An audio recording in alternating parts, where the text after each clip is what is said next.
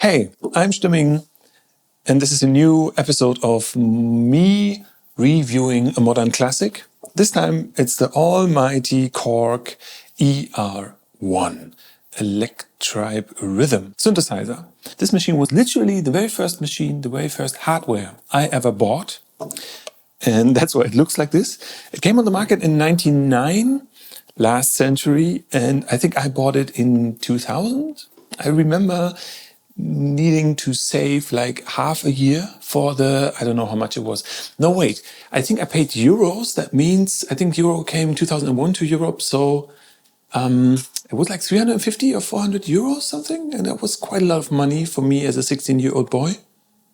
So it's a very nostalgic feeling I have when seeing this machine. And I remember sitting in the garden and finding out how I can make some kind of music with it.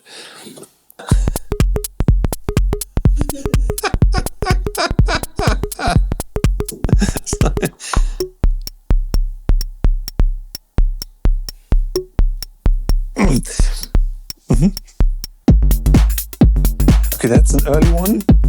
I tended to distort the bass drums in the beginning a lot.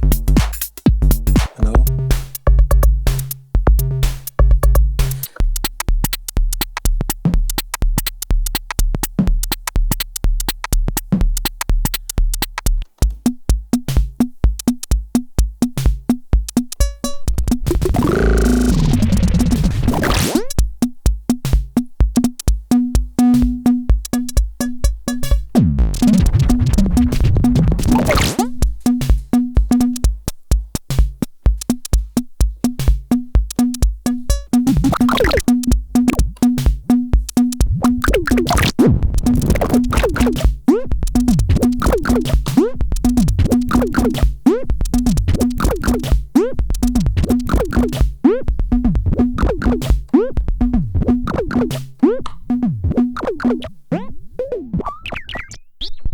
The reason why I'm reviewing this, first, it's a real classic. So it's more than 20 years old and you still see it somewhere. I'm really thankful that this was my first machine because the actual synthesizer section is made in a way that makes you learn about synthesis incredibly. It's a 6-voice drum synth with 4 synth engines and 2 PCM wave players. It has 4 sounds, a hi-hat, pitchable, and that's it, an open hi-hat, a crash, and a clap. Okay, to make it clear, those PCM samples are shit. And it's better to simply forget them. They want to sound like a 909 or whatever, but I always hated them. I actually hated them right from the very beginning, and they choke each other. So it's actually 2 voices.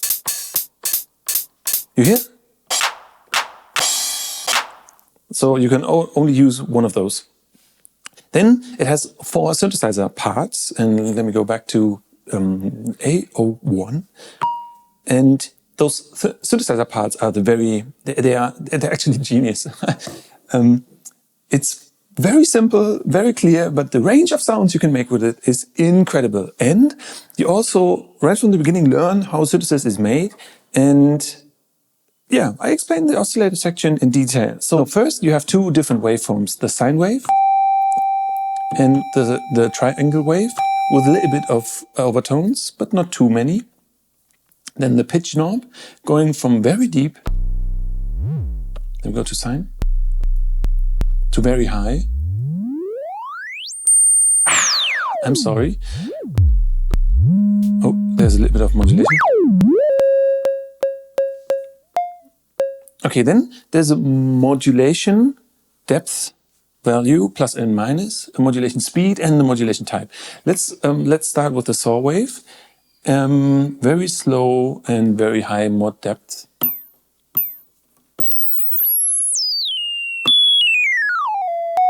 Oh, you hear the stairs, the quantization.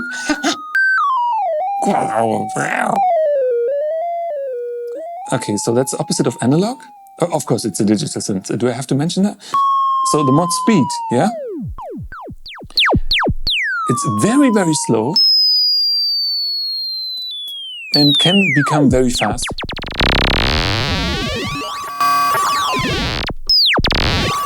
Then there's the square wave. Same, but different. A triangle. Sample and hold. You ever wondered where those space sounds in sci-fi operas come from? And something which I knew right from the beginning, through this machine, if you speed up the sample and hold, we get to a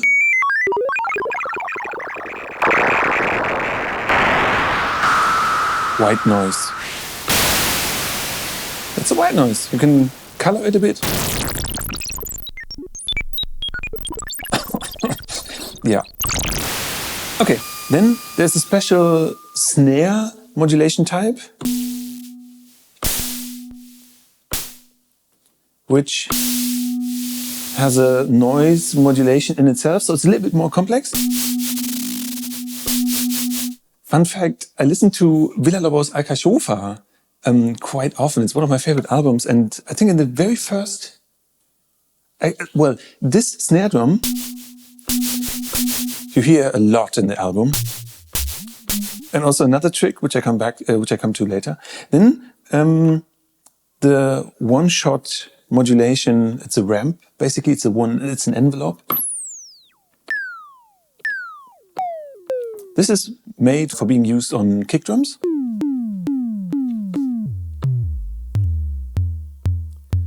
Okay, because the kick drum, of course, doesn't have enough energy, there's this low boost value that works a little bit like an equalizer, like an equalizer that can lower lows or highs depending on where you are. So they can be very distorted, but here, that's a bass drum, isn't it? Okay, then we have a bass drum. Let's make a snare. Sorry. Okay.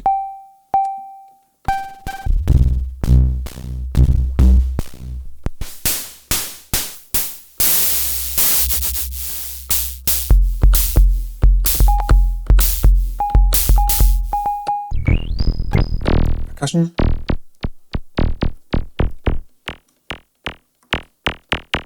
And another one.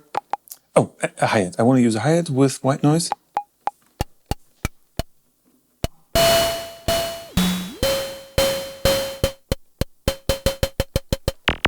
Okay, click. Oh yeah, then the sequencer it's a 4-bar sequencer with a maximum length of 4 bars. I'm sorry, 3 different scales. It has a swing mode from 50 to 75%. Let's use 56. Oh wait, huh? Yeah, okay. Some modern move, copy, and whatever functions, and a song mode, which I never used. I never use song modes.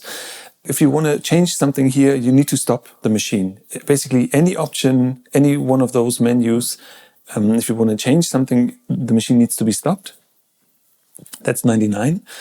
There's a motion sequence, which allows one parameter to be automated in one loop, one of those parameters, and a special motion sequence for the delay.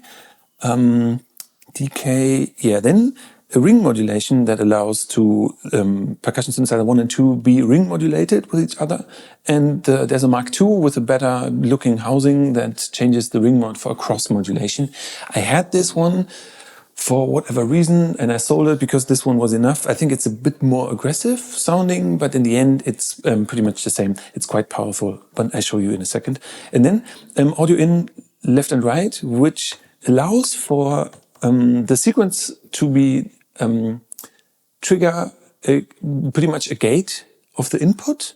So you can route something through here and only open up the input on the sequencer with a dedicated decay. That's also, and 1 and 2, left and right, you can pan it, can be ring modulated with Synthesizer 4. So that's the machine. Thanks for watching. I'm out. So how does it sound? Let me switch on the metronome. Oh, isn't it?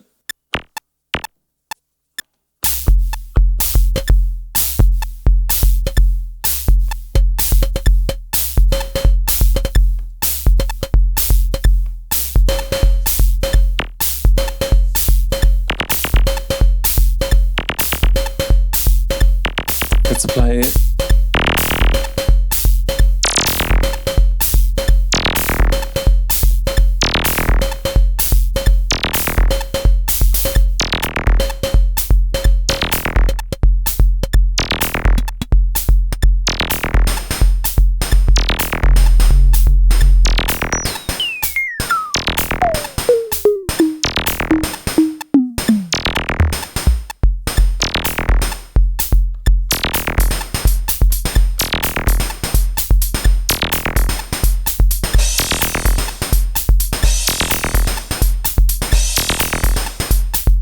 Are you serious? Okay, then there's the delay, which is actually the most, except from the actual synth. The delay is very useful. It has 3 different modes. A free running delay, which isn't tempo synced.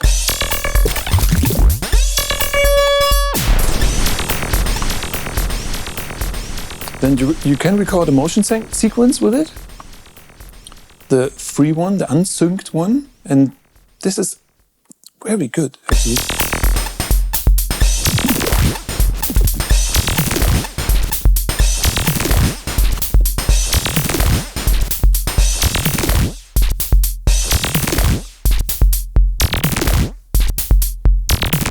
Let me make another one.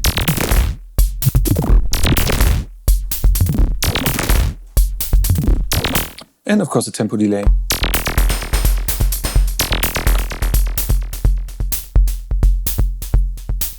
Okay, the ring mod. Oh, sorry.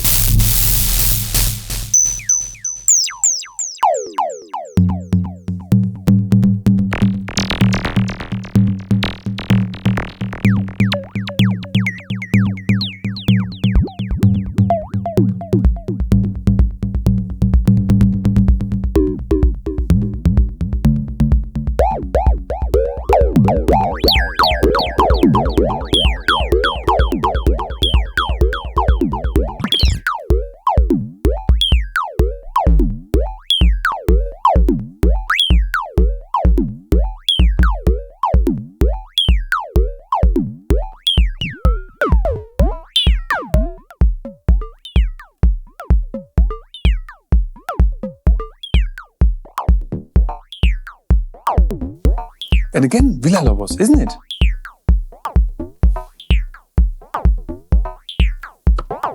Of course, more complicated than this, and I'm pretty sure he uses the 4-bar loop.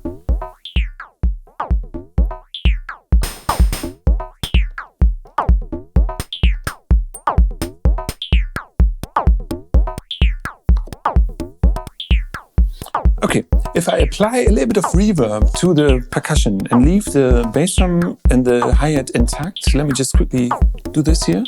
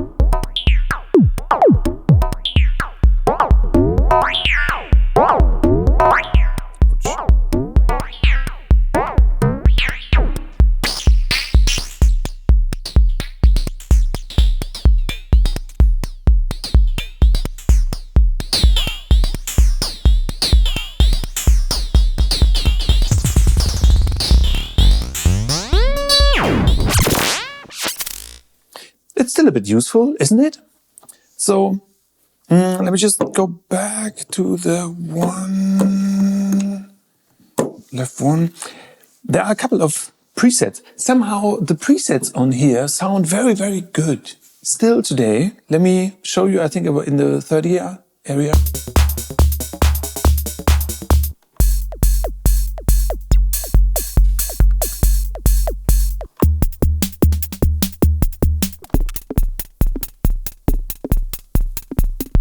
I think I've heard this on a record. There are a couple of those.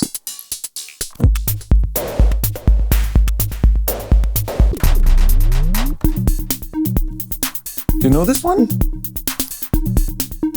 So I've heard it.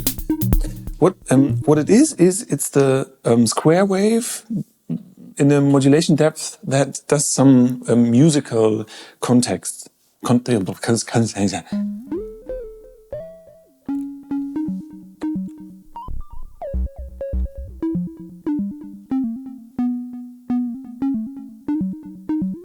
Yeah. Okay, another one. I think that's me.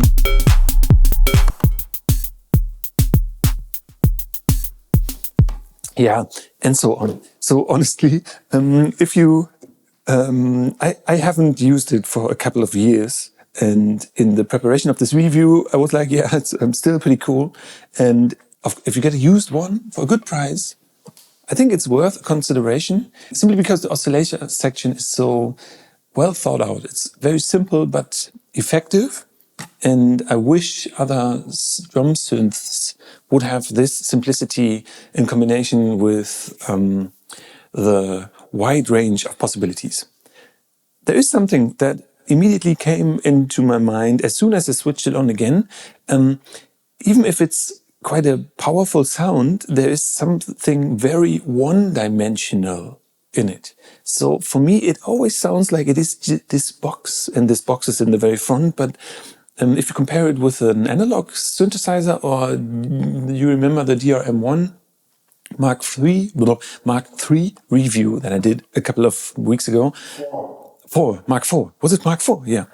An analog synth has so much more dimension, even if it's a mono sound. It's weird. It's I can't really explain it why stuff like that happens, but in fact, this thing sounds incredibly one-dimensional, flat, and plastic, but not an expensive plastic.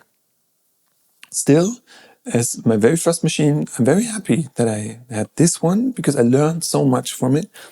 And if you combine it with a reverb, some guitar effects, I still believe it has a meaning and a value in even modern music production.